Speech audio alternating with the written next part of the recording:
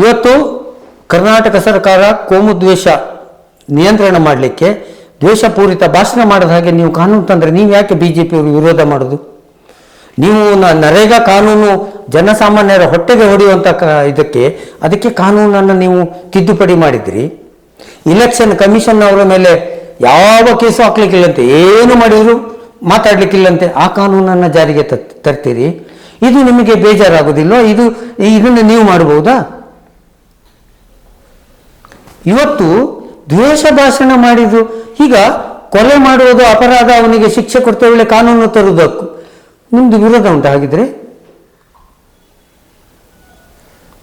ಪ್ರತಿಯೊಂದಕ್ಕೂ ನೀವು ವಿರೋಧ ಮಾಡ್ತೀರಿ. ಅಲ್ಲಿ ನೀವು ಅದನ್ನೇ ಮಾಡ್ತೀರಲ್ಲ. ನಿಮ್ಮ ದ್ವೇಷ ಭಾಷಣ ಬಿಜೆಪಿಯವರಿಗೆ ಯಾಕೆ ಭಯ?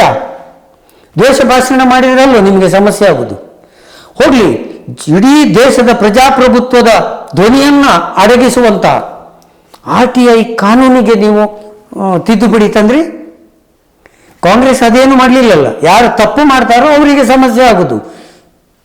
ನೀವು ಒಂದು ಕಡೆ ಜನಸಾಮಾನ್ಯರ ಧ್ವನಿಯನ್ನು ಅಡಗಿಸುವ ಕಾನೂನು ತರ್ತೀರಿ, ಇಲ್ಲಿ ಜನಸಾಮಾನ್ಯರು ಹೊಡ್ಕೊಳ್ಬೇಡಿ, ಹಿಂಸೆಗೆ ಪ್ರಚೋದನೆ ಬೇಡ, ಶಾಂತವಾಗಿರಲಿ ಊರು ಅಂತ ಹೇಳಿ ಕಾನೂನು ತಂದ್ರೆ ಅದಕ್ಕೆ ನಿಮ್ಮ ವಿರೋಧ.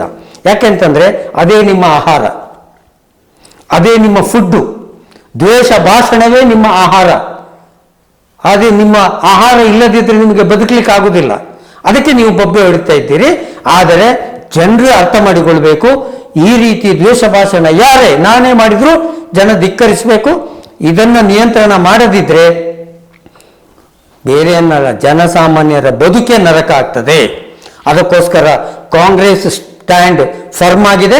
ಆ ಕಾನೂನು ಜಾರಿಯೂ ಆಗ್ತದೆ ಮತ್ತು ಅದು ಮುಂದಿನ ದಿನಗಳಲ್ಲಿ ಈ ದ್ವೇಷ ಭಾಷಣ ಮಾಡುವ ಯಾರೇ ಆಗಲಿ, Hindu, Muslim, Christian, Congress, BJP complaint ಕೊಡಿ, ಒಳಗೆ ಕಳಿಸಿ.